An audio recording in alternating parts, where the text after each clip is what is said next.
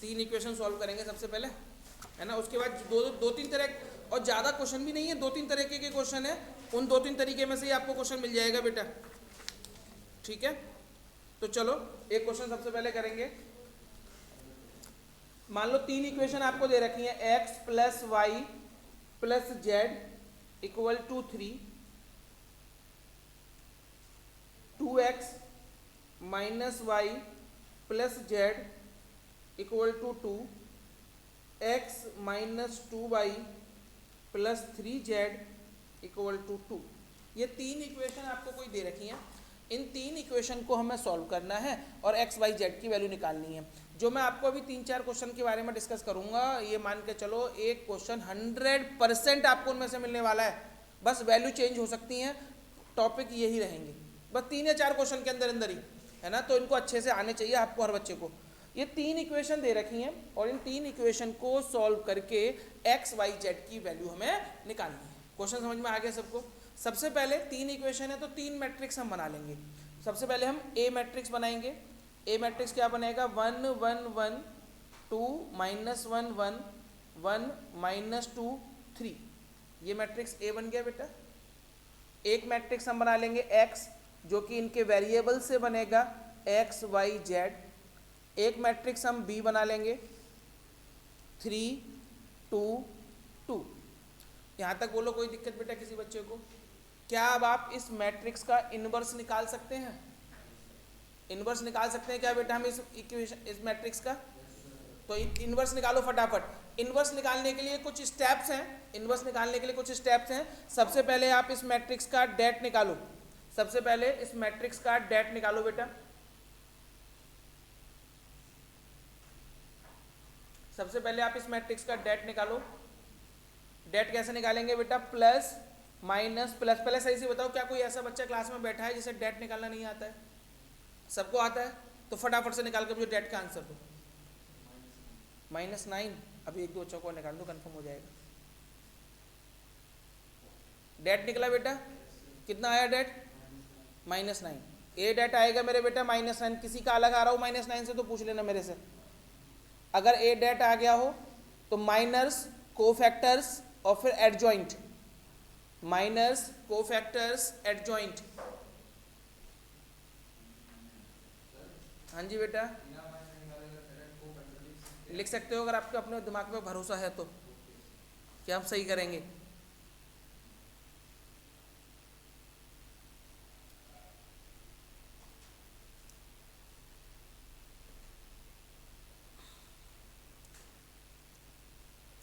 ए date निकाल दिया है।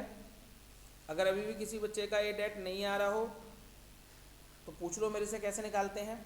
माइनर्स निकालो, कोफैक्टर्स निकालो।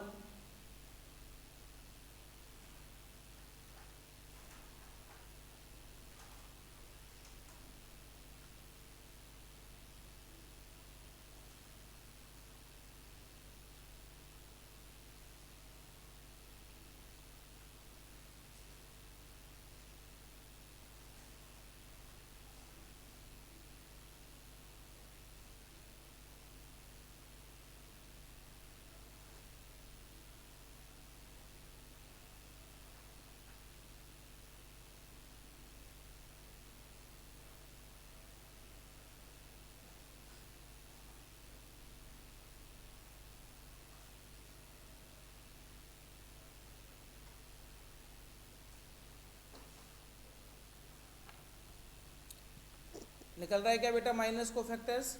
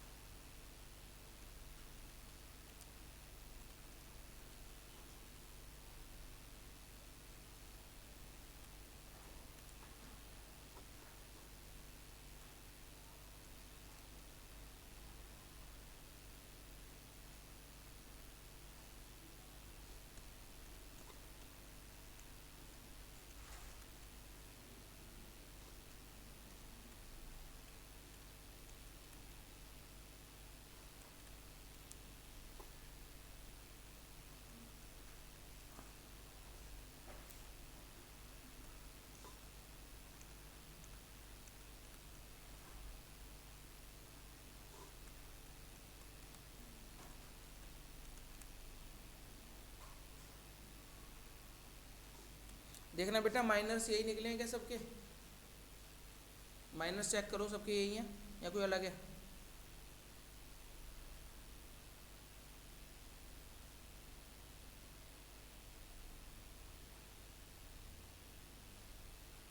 यही है बेटा सबके माइनस। कौन पहले वाला M11 गलत है, तो देख सही है।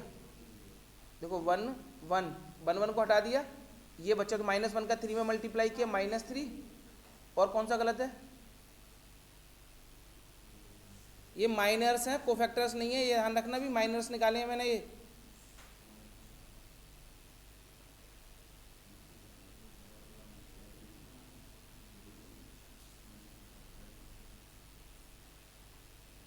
सही है miners.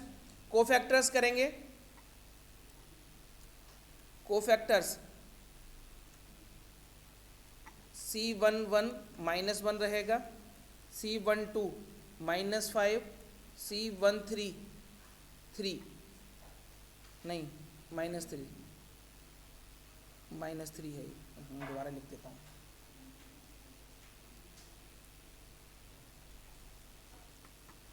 -3 C21 -5, C22 2, C23 3, C31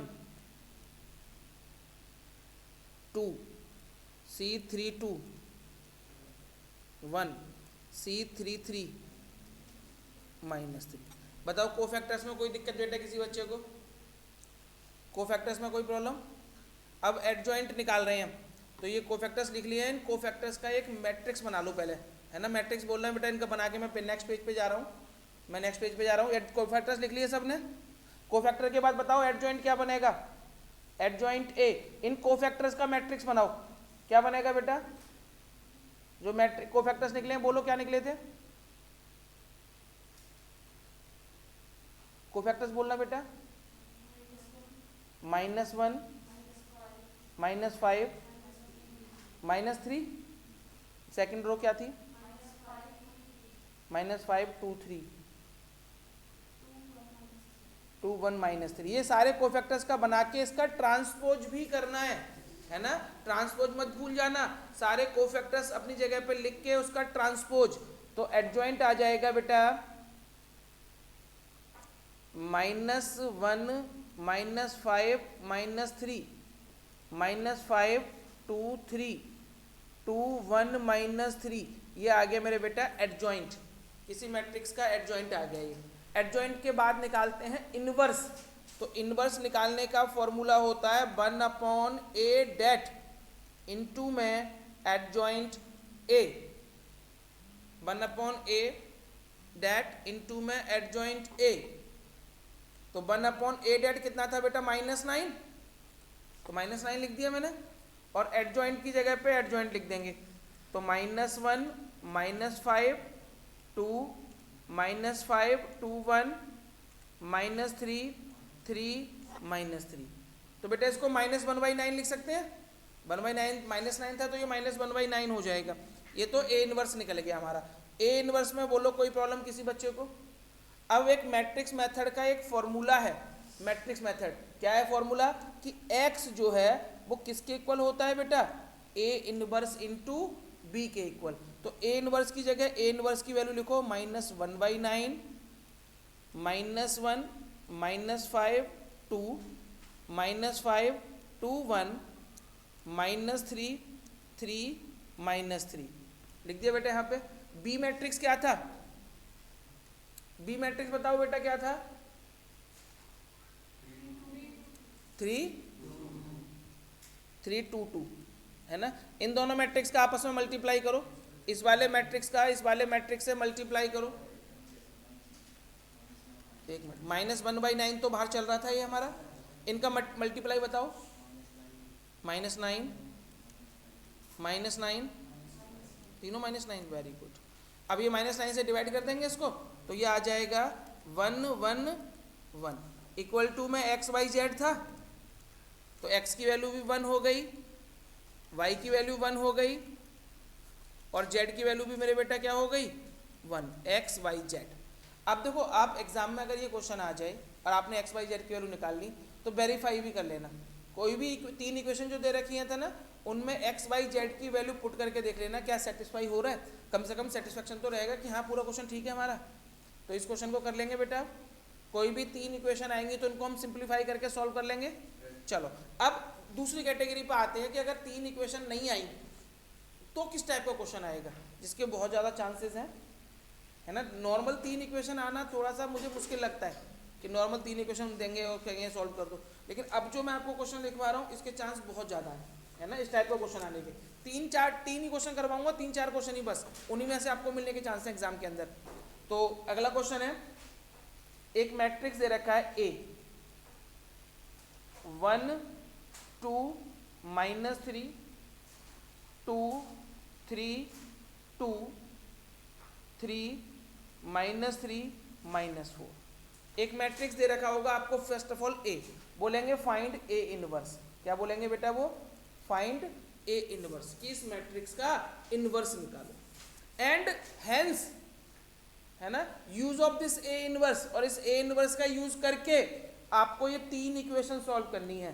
x + 2y - 3z = -4, 2x + 3y + 2z = 2, 3x - 3y - 4z = 11।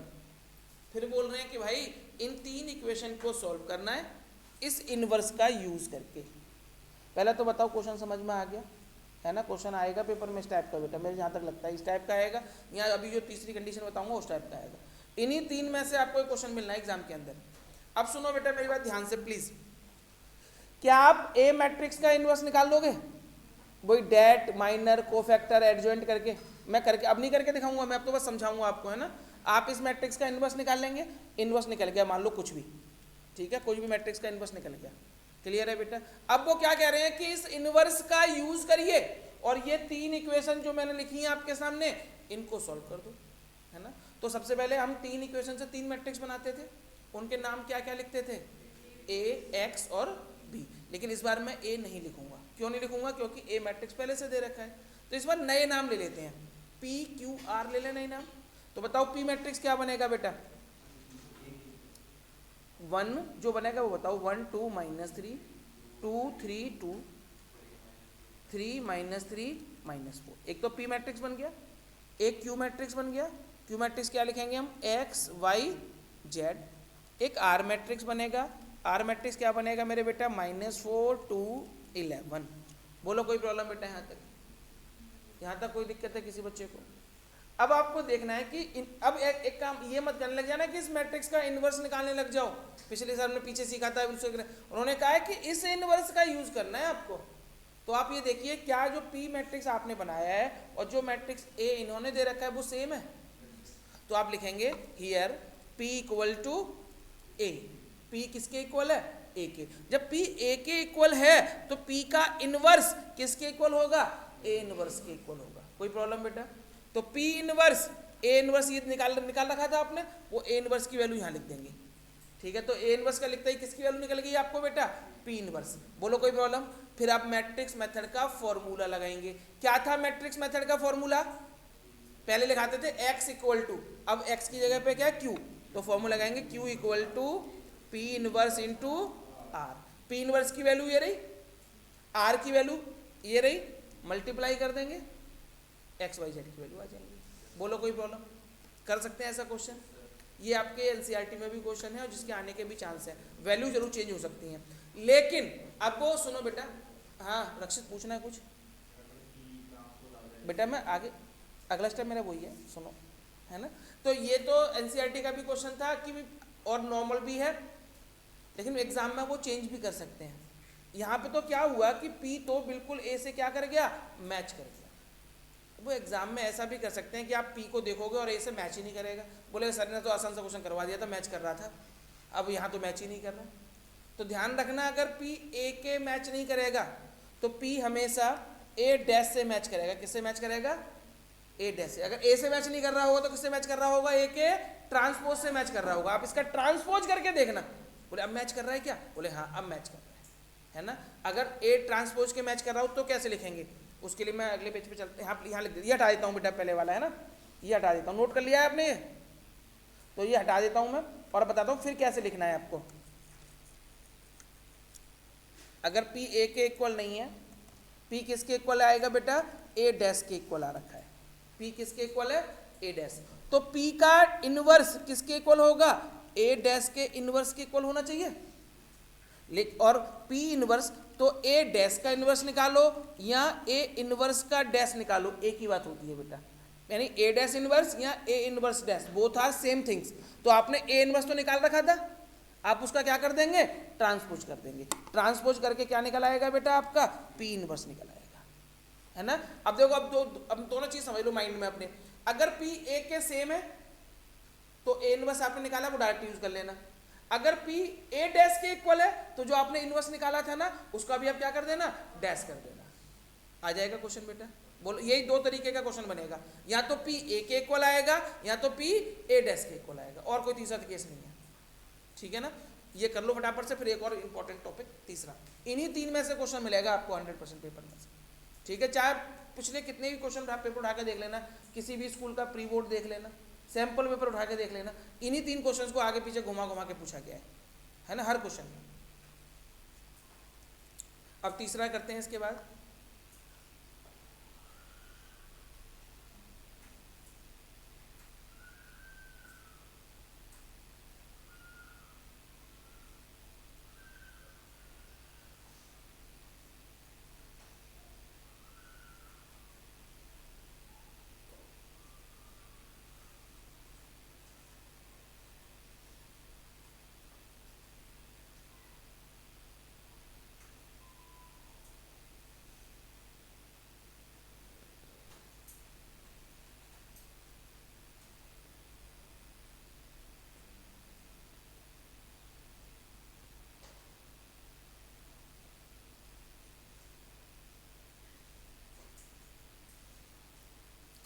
बेटा हो गया, चलो आगे। अब देखो तीसरी कैटेगरी क्वेश्चन की, है ना,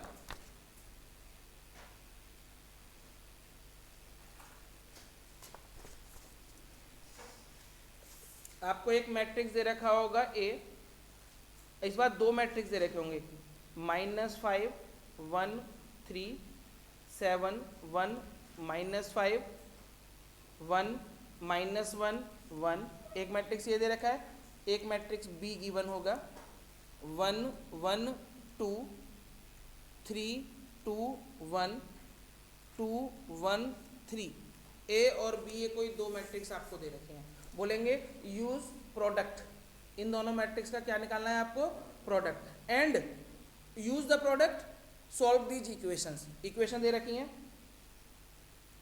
x + y + 2z equal to 1,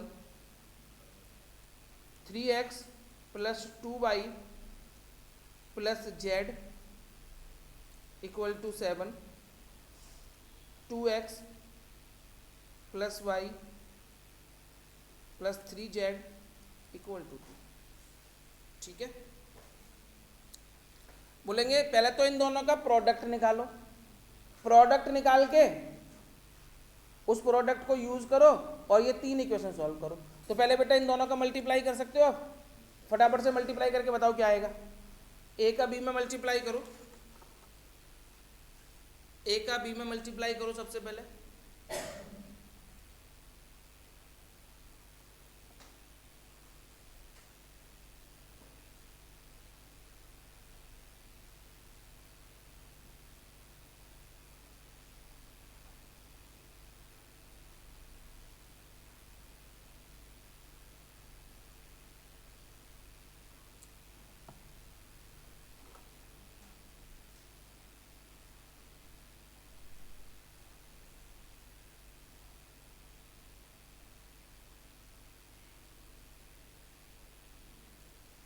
निकाल दिया, क्या आया, 4i, A का B में मल्टीप्लाई किया, देखो बेटा एक बार ध्यान से सुनो प्लीज, अब सबका 4i आ जाएगा, वो छोड़ दो उसको, एक मिनट मेरी तरफ देखो, मैं थोड़ा अलग से समझाऊंगा, पूरा बेसिक ले लेता हूँ इसी में।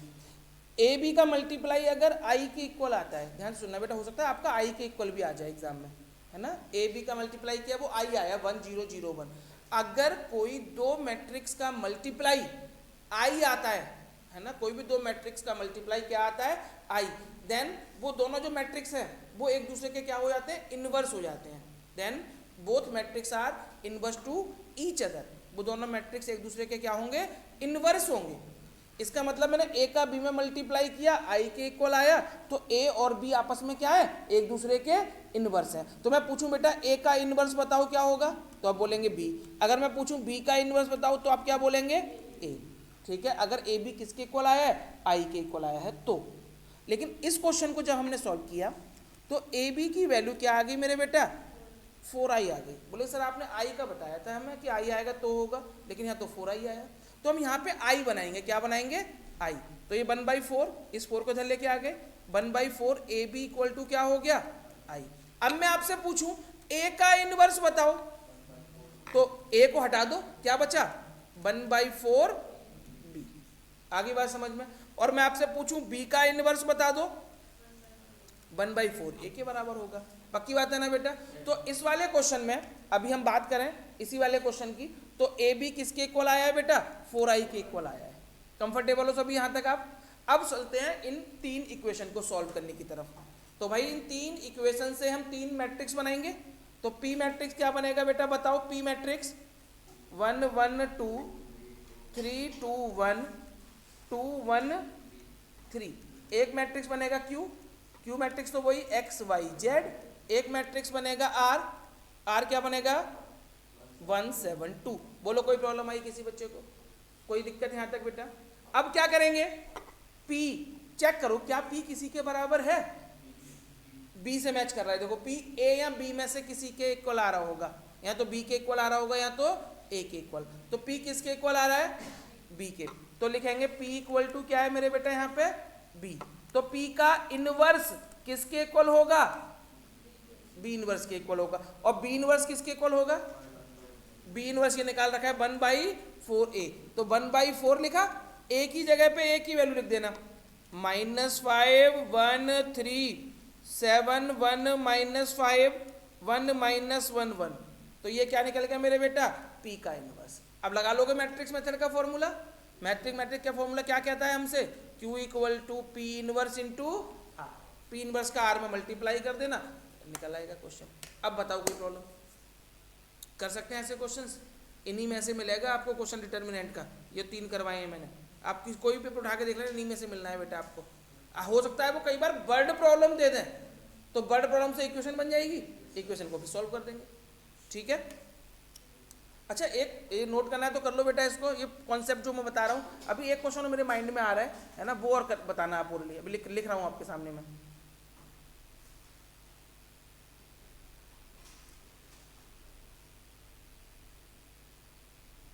एक बार आया था प्री बोर्ड में किसी के, मुझे याद आ गया, अभी बताऊंगा आपको, हम लिखूंगा क्वेश्चन।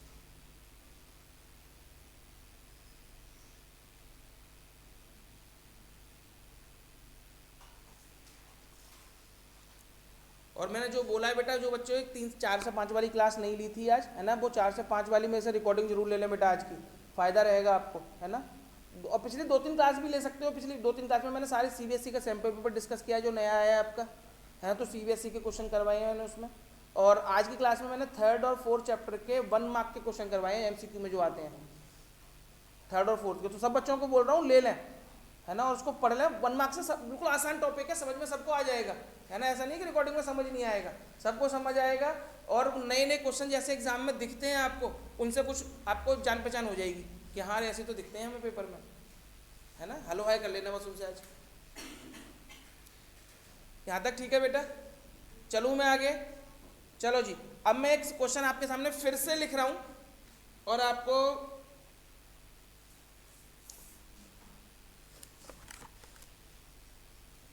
एक मैट्रिक्स है ए, एक मैट्रिक्स है बेटा ए, 0 1 2 1 2 3 3 1 1। पहले तो इस मैट्रिक्स का इनवर्स निकालना है ना। And solve these equation x plus 2y plus 3z equal to -14,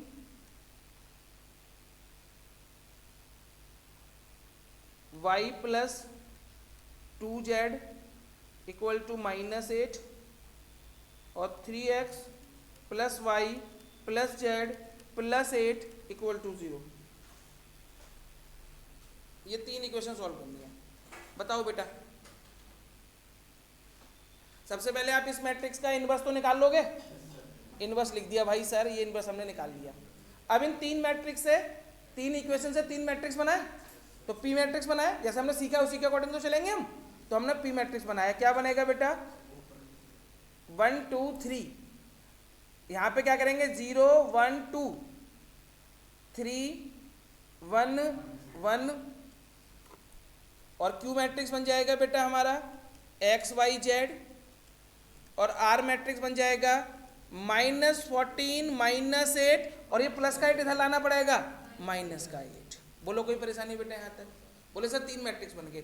फिर मैंने बोला था कि जो पी वाला मैट्रिक्स है वो ए मैट्रिक्स से मैच कर रहा होगा। क्या मैच कर रहा है? नहीं कर रहा। फिर मैंने बोला ए डैश से मैच कर रहा होगा। देखना ए डैश से मैच कर रहा है क्या? ए डैश से भी मैच नहीं कर रहा भाई। अब तो वो दोनों तरीके फेल हो गए हमारे। मैंने दो ही बोले, दो ही तरीके हैं, या तो ए के इक्वल आएगा या ए डैश। अब फेल हो गए हम तो, छोड़ दें इस क्वेश्चन को। क्या करें फिर? छोड़ देंगे, वही दो ही बताए थे तरीके, दोनों फेल हो गए। अच्छा एक बात बताओ, अगर ये इक्वेशन ऐसे लिख दूं मैं तो कोई फर्क पड़ जाएगा क्वेश्चन पे? ध्यान से सुनना, बस सेकंड वाली इक्वेशन को पहले नंबर पे लिख दिया और फर्स्ट वाली को सेकंड पे लिख दिया, 3x plus y plus z plus 8। क्या क्वेश्चन पे कोई फर्क पड़ जाएगा? इक्वेशन तो ऊपर नीचे कर सकते हैं। हाँ, तुम मैट्रिक्स को ऐसे ऊपर नीचे चेंज करोगे तो दिक्कत भी हो सकती है, लेकिन हम इक्वेशन को तो ऊपर नीचे लिख सकते हैं ना। फर्स्ट इक्वेशन को सेकंड बोल दो, सेकंड को फर्स्ट पे बोल दो, कोई फर्क पड़ जाएगा? अब देखो, अब बनाना इससे मैट्रिक्स आ गया ना सेम। एक बार ऐसा क्वेश्चन आया था पेपर में, प्री बोर्ड में बता रहा हूँ मैं, बच्चे पहचान नहीं पाए क्या हो रहा है इस क्वेश्चन में।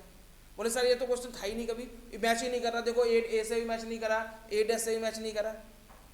तो अब मैच आपका मैच नहीं करेगा तो छोड़ के आओगे क्या? ये करे आओगे? बोले प्री बोर्ड में होता छोड़ के आते, है ना। प्री बोर्ड तो था वो, इसलिए छोड़ा है। अब तो हो जाएगा, अब तो कोई दिक्कत नहीं है। चलो अब थोड़ा सा और आगे बढ़ेंगे। अब तू कौन सा क्वेश्चन बता रहा था मुझे 8 चैप्टर का? लाइन वाला। बुक है एनसीईआरटी की किसी पे?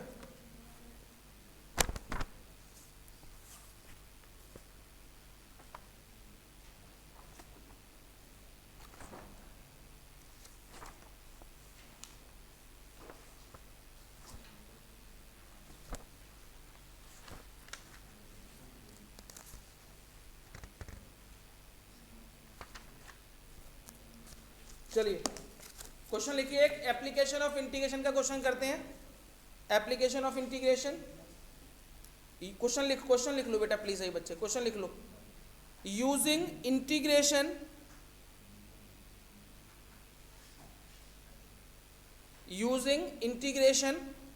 Find the area, using integration find the area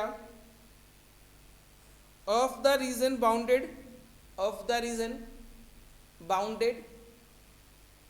by the line y minus 1 equal to x, y minus 1 equal to x, the x and the x axis,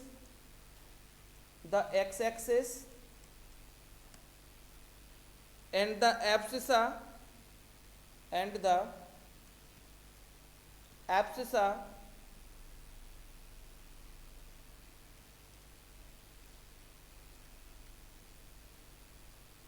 x equal to -2 and x equal to 3।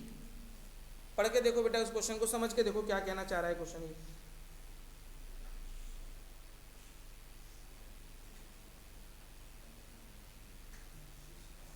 Abscissa का मतलब होता है x की value, ordinate का मतलब होता है y की वैल्यू।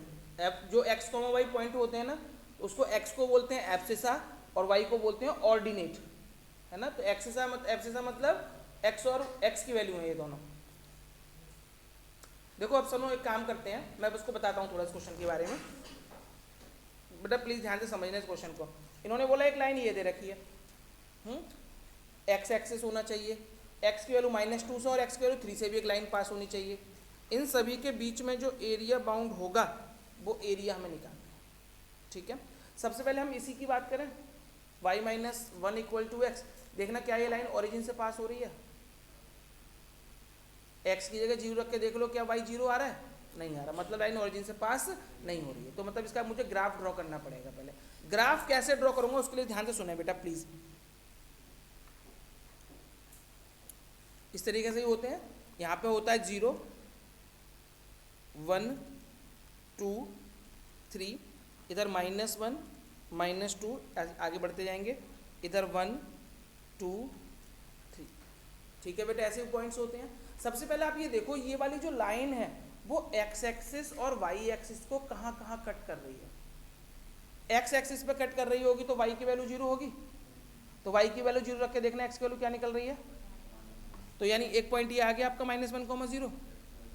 y एक्सिस पे कहाँ कट करेगी ये लाइन, x की वैल्यू 0 रख के देखो, 0, 1 यहीं पे करेगी बेटा। तो इस पॉइंट से होती हुई इन दोनों पॉइंटों को ज्वाइन करती हुई एक लाइन बना दूं मैं। तो इन दोनों पॉइंटों को ज्वाइन किया और इसको एक्सटेंड करते जाएंगे। ठीक है, सीधी बनाना, मेरे यहाँ से थोड़ी टेढ़ी बन गई है, सीधी लाइन आएगी ये, यहाँ तक कंफर्टेबल बेटा। एक सीधी लाइन हमने ड्रॉ कर ली, इसकी लाइन, ये लाइन ड्रॉ हो गई हमारी। एक्स एक्सिस ये पार्ट है, ये एक्स एक्सिस का, तो ये हमारा एक्स एक्सिस होता है। x = -2 कहाँ से पास होगी बेटा, -2 ये रहा x का, तो -2 यहाँ से पास होगी,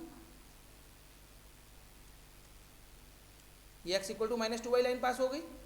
x = 3 कहाँ से पास होगी, ये 3 से पास हो गई। ठीक है बेटा, अब बताओ कौन कौन सा एरिया आपको निकालना है। देखो एक तो ये एरिया आपको निकालना है, ठीक है, तीनों चीज़ों में जो एरिया बाउंड हो रहा हो, ये वाला एरिया आपको निकालना है और ये पूरा एरिया आपको निकालना है। ये रिक्वायर्ड एरिया समझ में आ गया जो आपको निकालना है बेटा। ठीक है, तो कैसे निकालेंगे, सबसे पहले मैं, ये पॉइंट क्या था बेटा यहाँ पर,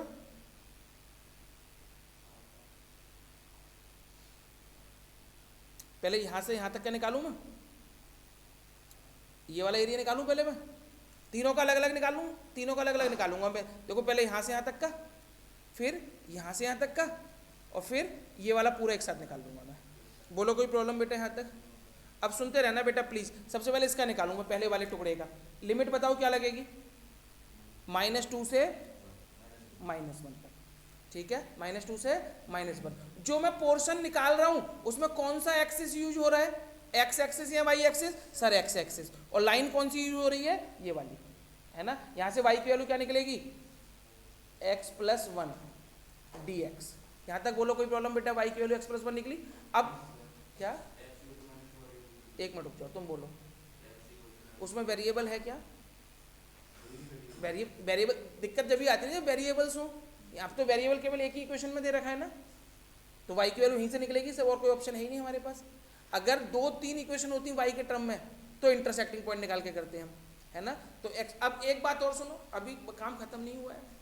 ये वाला जो एरिया वो नीचे है ना, एक्स एक्सिस के नीचे के एरिया किस में होते हैं, माइनस में होते हैं, लेकिन एरिया कभी हम माइनस में निकालते नहीं है। तो इसके आगे आपको क्या लगा देना होगा बेटा, मॉड्यूलस का साइन लगाएंगे, क्योंकि ये अंडर है, नीचे है। नीचे वाला एरिया हमेशा माइनस में निकलता है, तो आप उसके आगे किसका यूज करेंगे, मॉड्यूलस का साइन यूज करेंगे, क्योंकि एरिया कभी भी नेगेटिव हम नहीं लेते हैं। अब इसका बताओ, दूसरे वाले का बताओ बेटा, दूसरे वाले की लिमिट बोलो।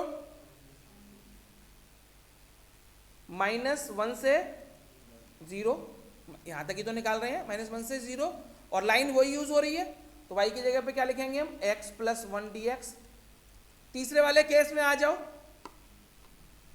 लिमिट क्या यूज करेंगे, 0 से 3, y की वैल्यू वही रहेगी, x + 1 dx। इंटीग्रेशन करो, लिमिट पुट करो,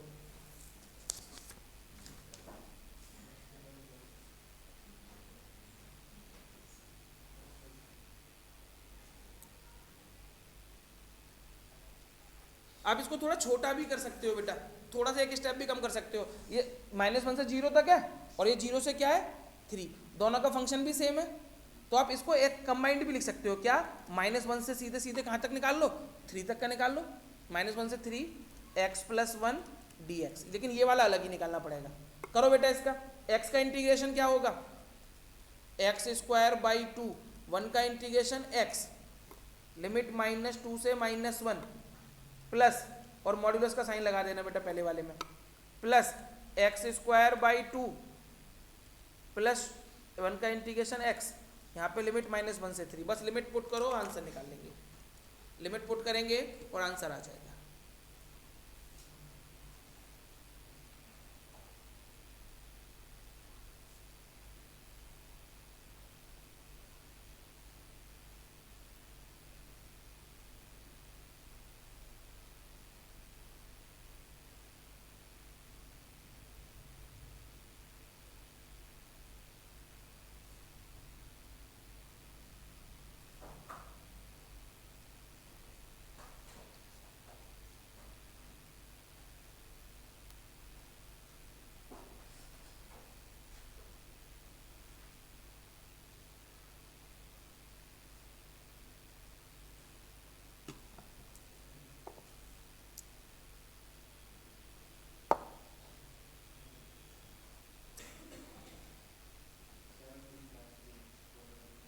हो गया, बोलो कोई प्रॉब्लम अब।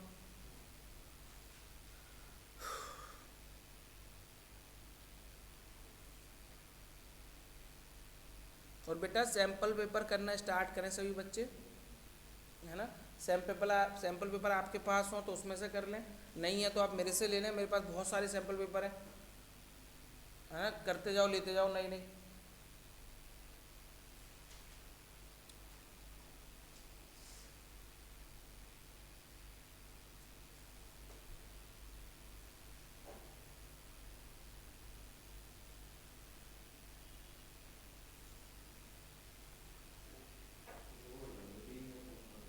क्या बेटा,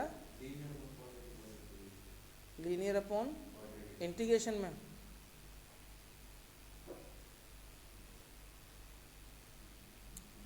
चलो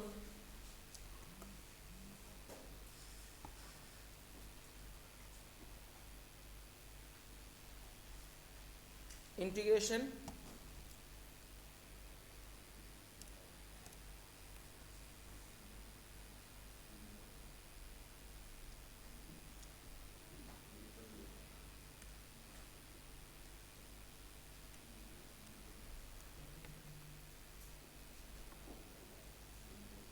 integration type 1 linear upon quadratic,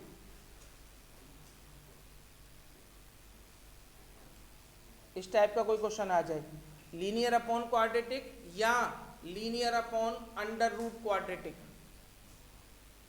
दोनों टाइप के एक ही क्वेश्चन हो सकते हैं, linear upon under root quadratic, linear upon quadratic या फिर मेरे बेटा linear upon under root quadratic.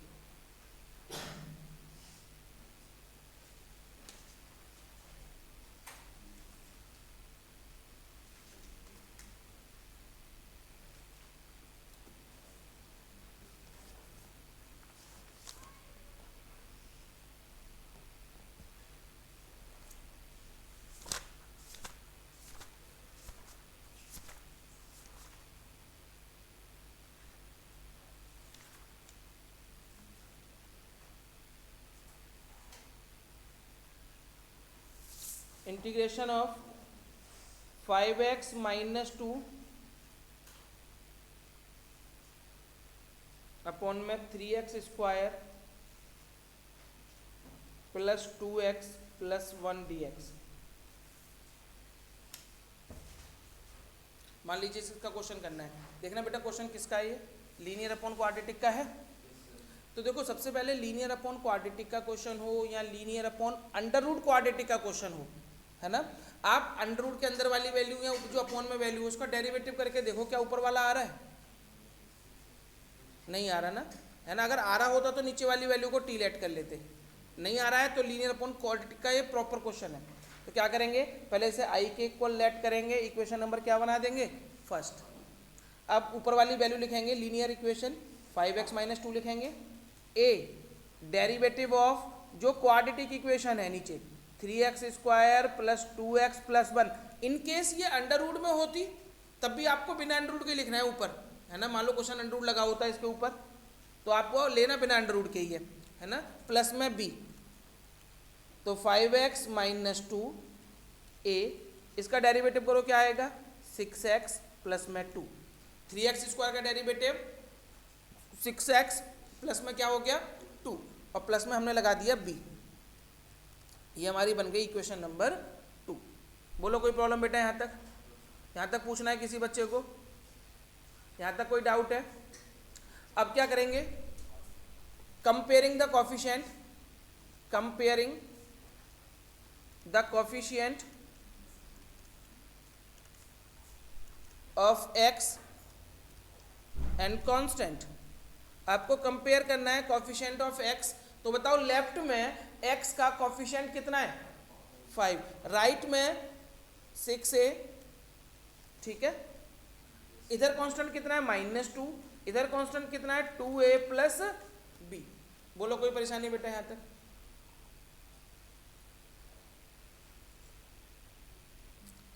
a की वैल्यू क्या निकल रही है बेटा यहां से? a की वैल्यू यहां पुट कर देंगे हम -2 2 इंटू 5/6 प्लस में b। निकालो बेटा b की वैल्यू निकालो, यहां से क्या निकलेगी? यहां से b की वैल्यू निकालो।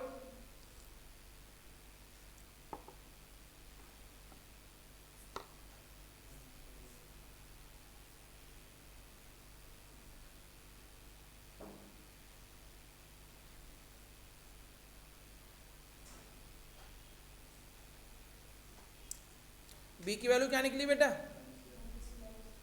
-11/3।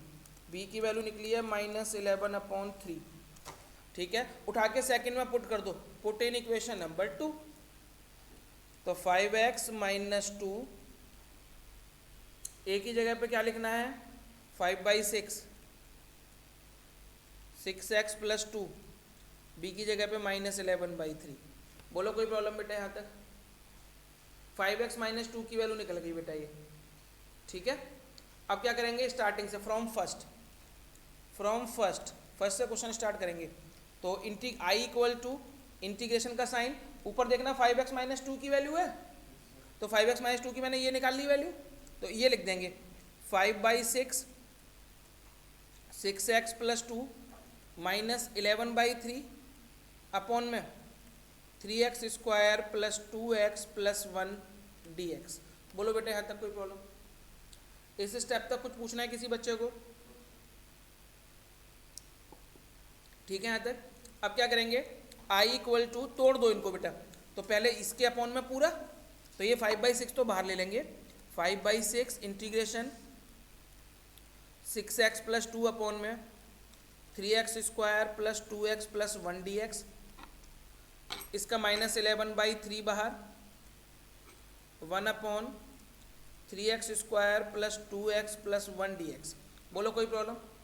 तोड़ दिया अलग अलग, इसके पूरे के अपॉन में पूरा, फिर -11/3 के अपॉन में पूरा। पहले वाला इंटीग्रेशन को बताओ कैसे करेंगे, अपॉन वाली वैल्यू को t लेट कर लेना, दूसरे वाले इंटीग्रेशन को 1/क्वाड्रेटिक वाले मेथड से होगा बेटा ये, ठीक है। 1/क्वाड्रेटिक का मतलब नीचे परफेक्ट स्क्वायर बना के, ठीक है।